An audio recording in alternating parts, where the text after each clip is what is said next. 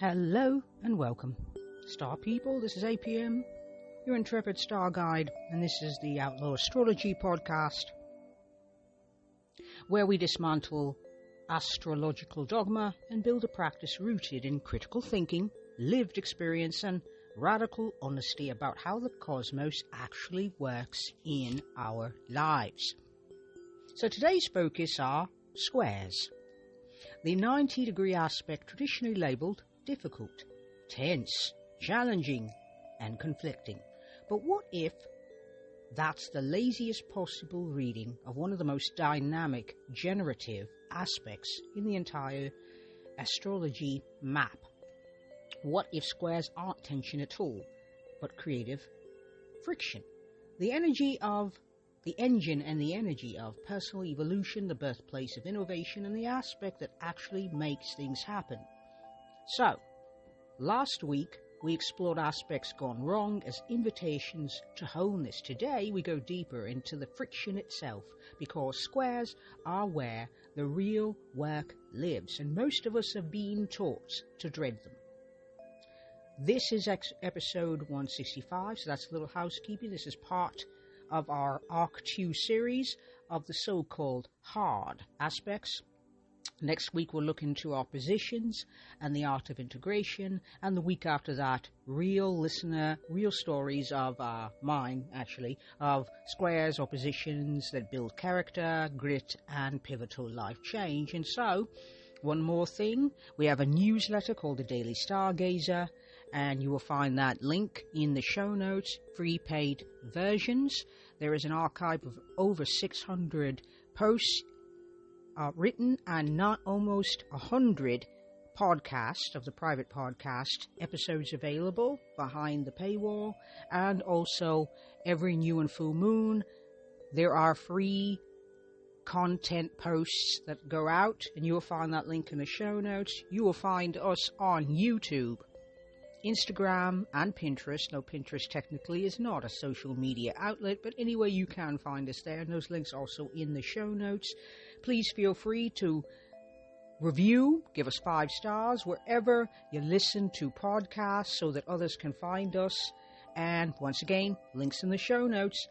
And one last thing, if you've been blaming your Saturn square versus Venus for every difficult relationship, or your Mars square Pluto for your intensity, this episode is going to ask you to stop apologizing for the most powerful archetype and architecture in your chart. And now, onward. Alrighty, so let's step into it.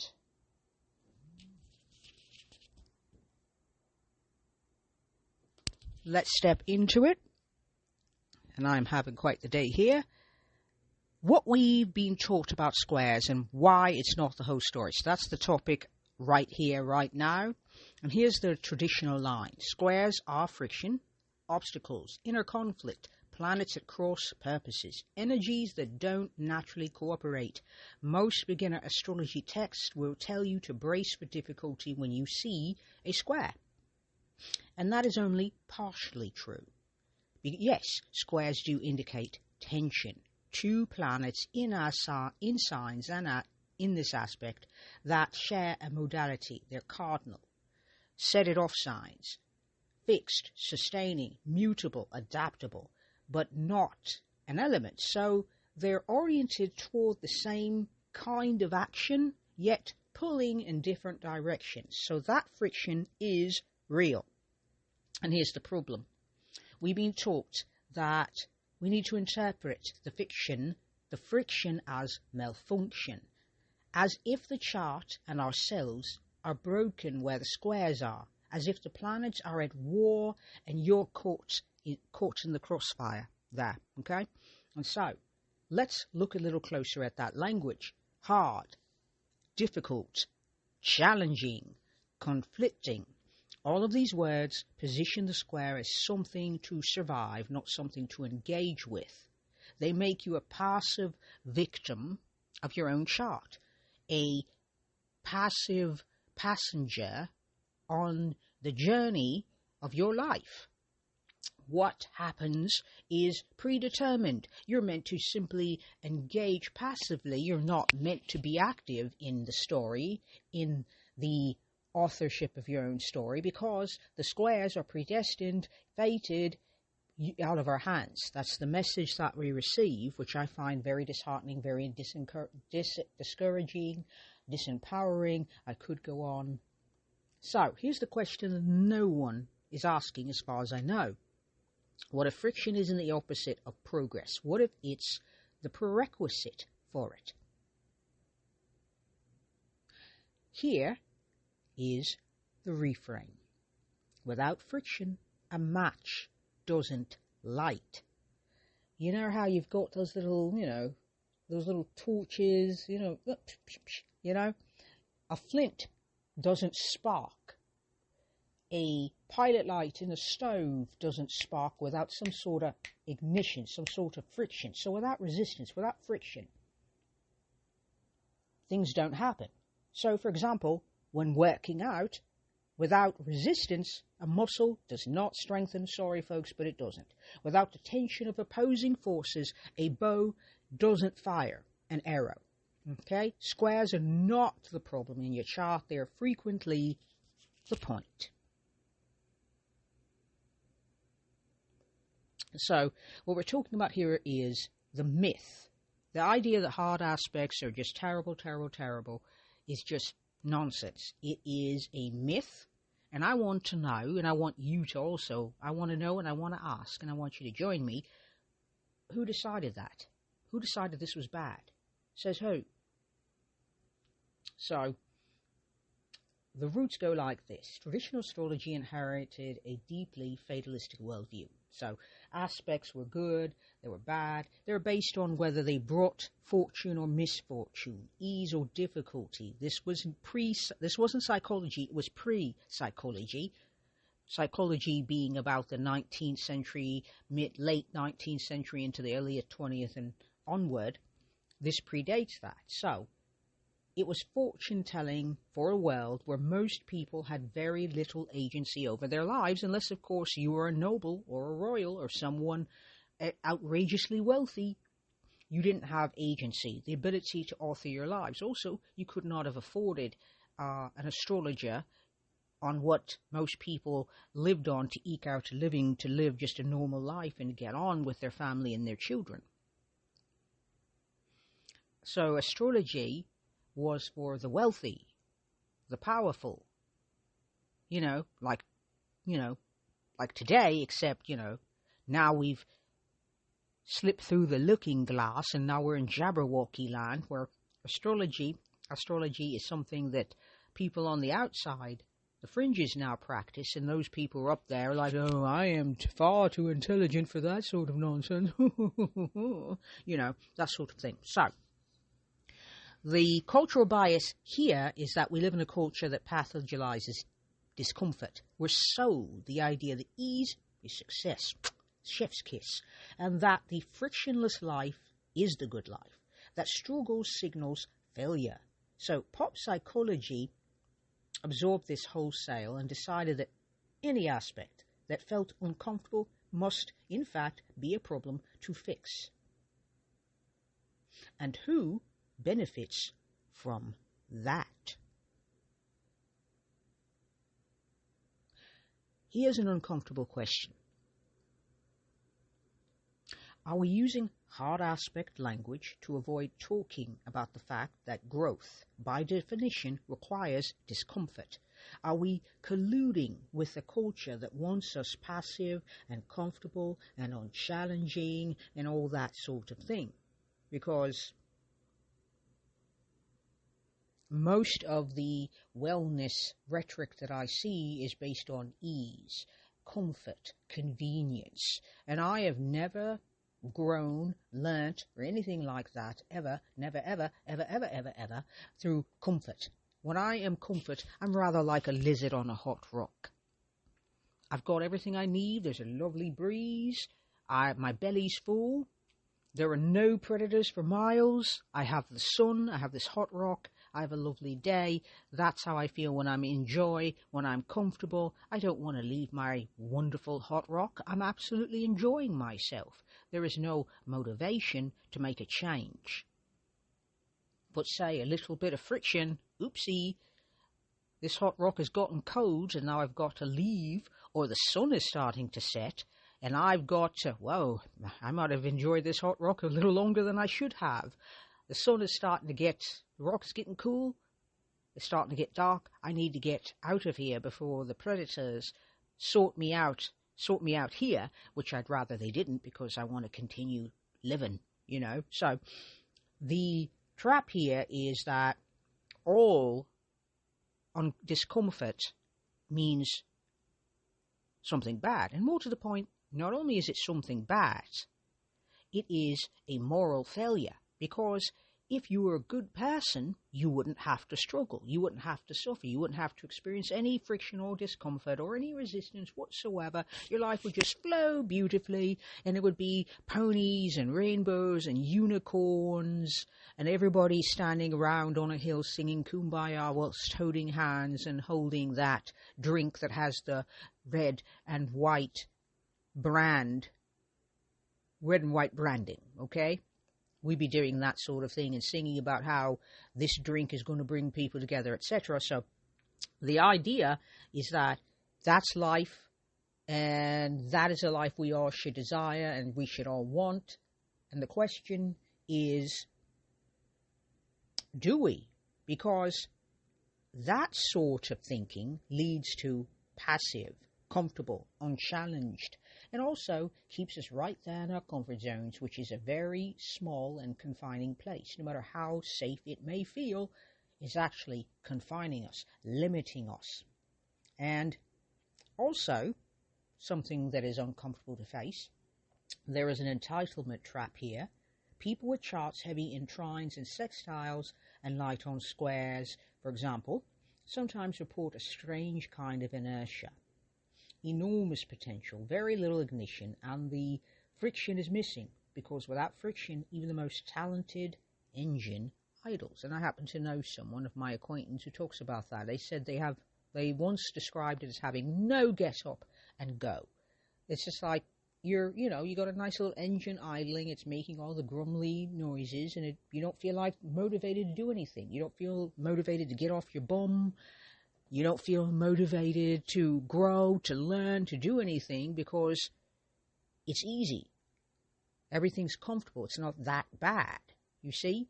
And that suggests an entitlement to have ease, to have comfort, and that everything should be comfortable and easy. And so when a moment comes, because it inevitably it will, where struggle or friction or anything or a challenge comes in, one is unprepared to meet those challenges because one has never met a challenge, and it's just easier to say, well, it must not be meant to be. If it's hard, I shouldn't have to do this.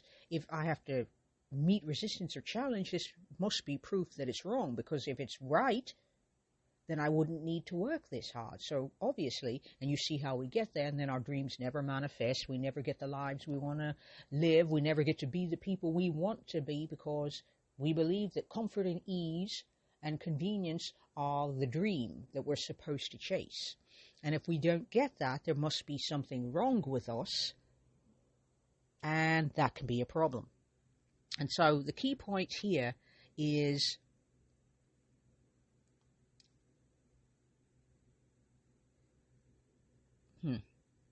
let me back up, because I just realized I stepped over something that I want to mention. And here's where we go from entitlement, we go to the reframe. The reframe is hard aspects aren't hard because they are punishing you. They're difficult because they're asking something of you. They require engagement, attention, decision-making, and the willingness to hold two things in tension and not collapse into either one. And so here is the key point. The square is not a wound in your chart, it is a demand. And demands, when met, are the making of you. So, let's ask another question. What if squares are creative friction rather than tension? What if they are not punishments. See, we're taught that it's punishing. What if that's not the case? So let's introduce this concept. Creative friction, the productive resistance between two forces that generate something that neither could produce alone. And this is what squares actually are when you stop fearing them and start working with them.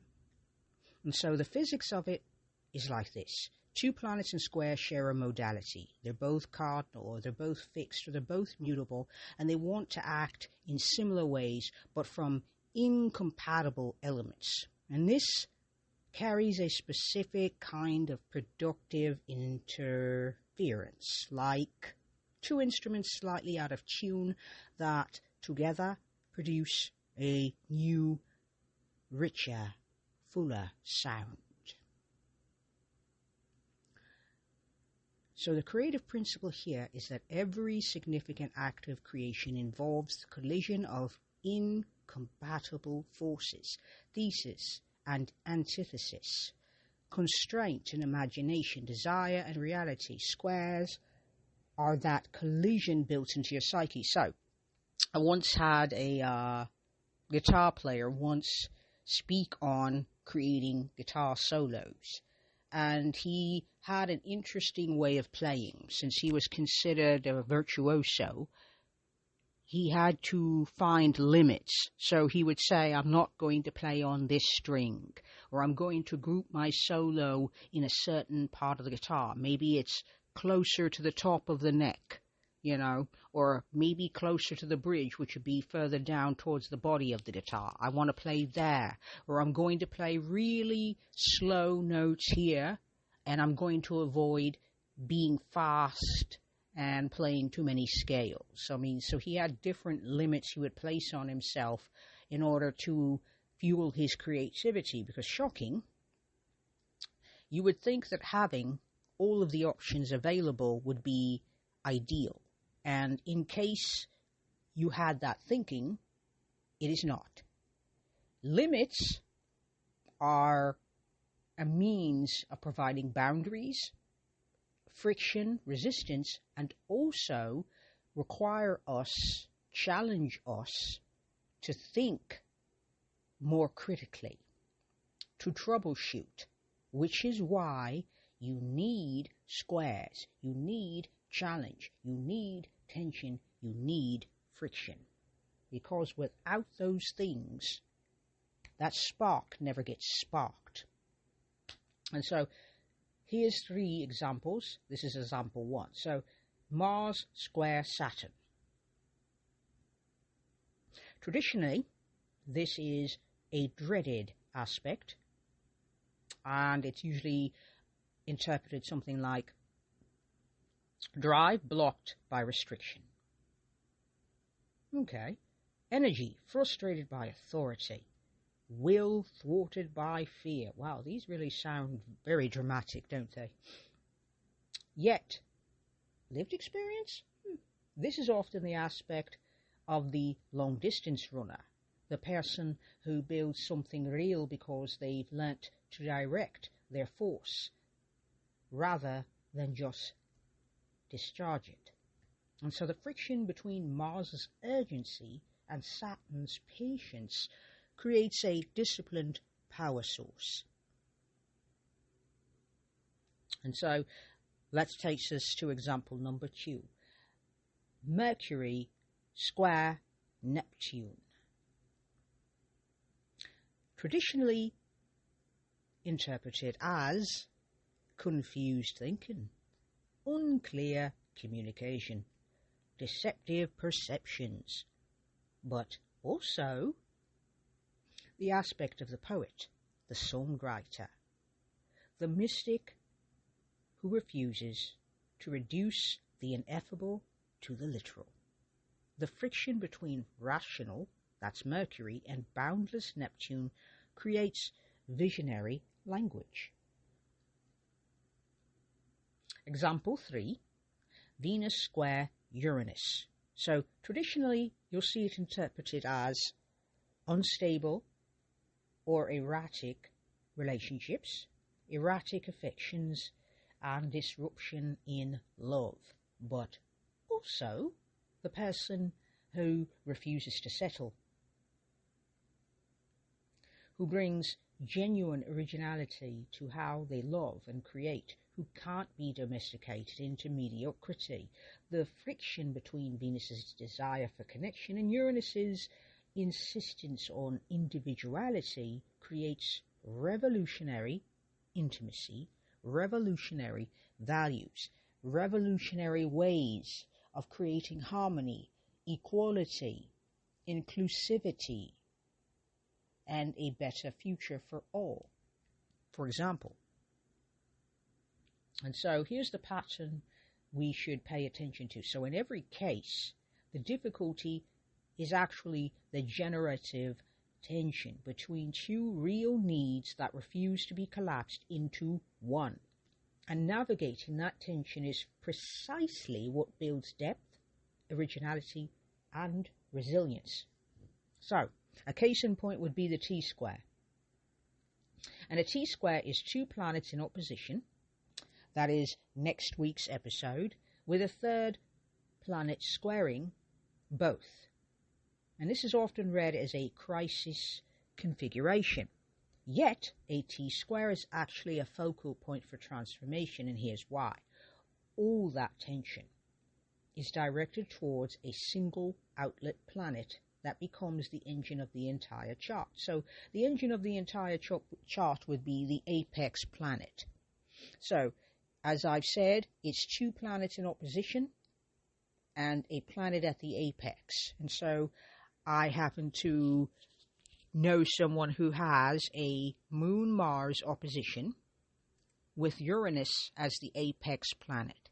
So if you got the Moon, you got personal, nurturing energy, and then you've got Mars in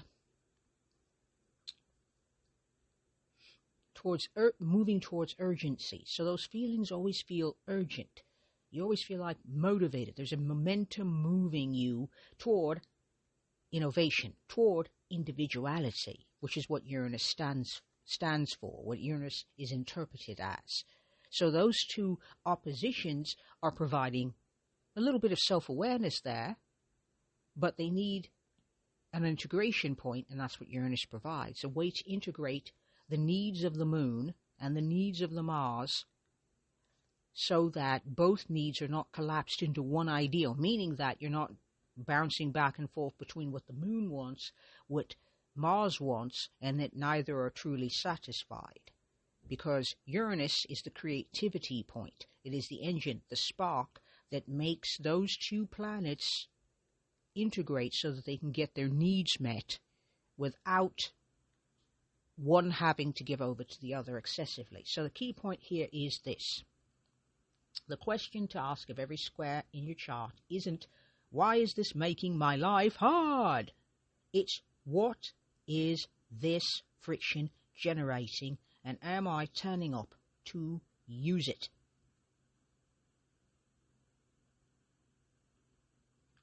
So, squares are an aspect of agency. They're an aspect of choice, becoming, and it's the will to engage. That's what that is. So this is where we get very philosophical. Trines give you talent. Sextiles give you opportunity. Squares give you agency. The lived experience of having to choose repeatedly how to meet that resistance, that friction, that tension, that difficulty, that challenge. So your square can be also seen as a teacher. So every time you navigate a square, you're not being punished, you're being shaped. Rather like putting the components for glass into a kiln. And you've got to blow it, shape it, move it along, but you have to make certain to do it carefully, with patience, etc. So when I say you're being shaped, I mean like that. Or, if you prefer, like a diamond under crushing pressure in the earth, which shapes it into this gorgeous, multifaceted thing that catches the light and is breathtaking when it does. That's what's happening with a square aspect. This is the aspect that's asking you to develop something you couldn't have developed in comfort. That's not cruelty, that's craft. That is what we mean by mastery. And so the squares are an aspect also of becoming, because you don't become anything significant without friction. Not a writer, not a leader, not a Olympian, not a professional level athlete, not someone who knows themselves deeply either. The squares in your chart are the aspects most directly concerned with who you are in the process of becoming. Okay, so it's the process, not just the destination. However, there is a dark side to this. We call this the shadow of the unintended square. And so here's the question. What happens when you don't engage with your squares?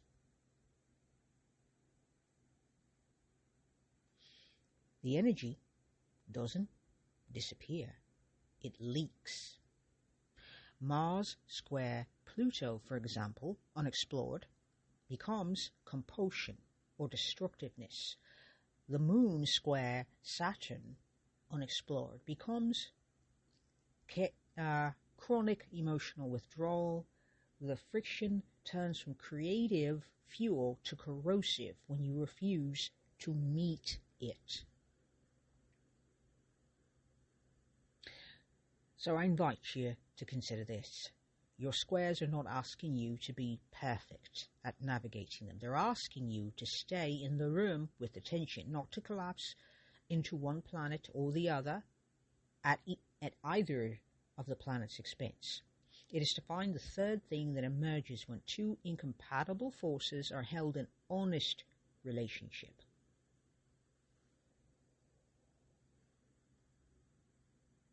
So, for a square, agency is the key word.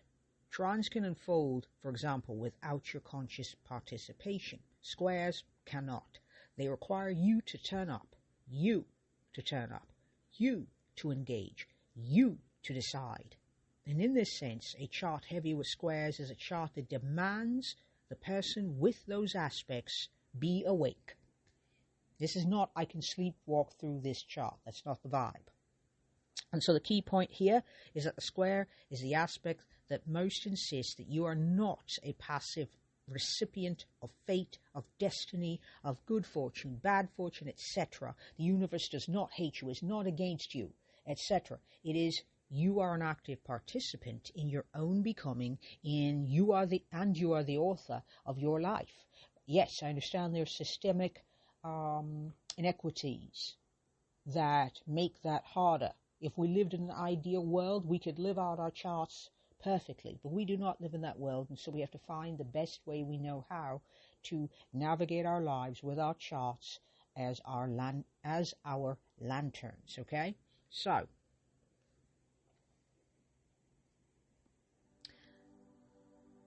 the key takeaway for this episode today is that squares are not the broken places in your chart. They are the generative ones. They are the friction that makes creation possible. It is not a malfunction, it is fuel.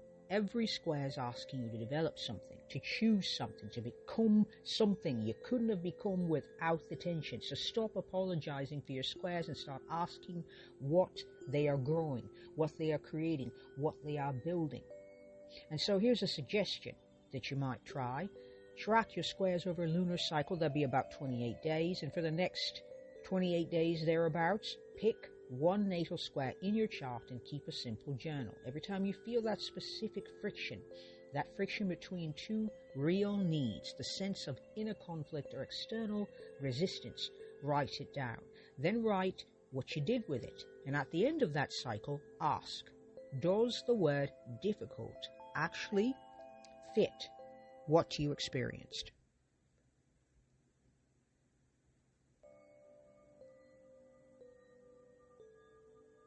Or did something else happen? And so here are a few more questions. If you're of a mind, what are the two things in tension here? What does each planet actually need? What third thing might emerge if I stop trying to make one of them win and the other lose. And so for the next episode 166, we're talking about oppositions and the art of integration and self-awareness. So the question is, why the either-or reading of oppositions? And why that may be one of the most limiting frameworks in all of traditional astrology, and how the opposition, when met with honesty, becomes the aspect of wholeness rather than fragmentation. And so that is it for this week. Thank you very much for tuning in, star people. We do have a newsletter, and you can find that link in the show notes, free and paid versions. The free versions come out every new and full moon. And we are on Instagram. You can find us on Pinterest as well, and also on YouTube. Links in the show notes. And if you'd be so kind, we would like a review wherever you're listening to podcasts. Give us 5 stars so other people who are also astro-curious and want to think critically about their cosmos and their stars can also join in on the conversation. And with that, I appreciate you. And this is APM, your intrepid star guide. Stay curious, stay critical, stay in the friction. It's doing something important. Peace and love, star people. Peace and love.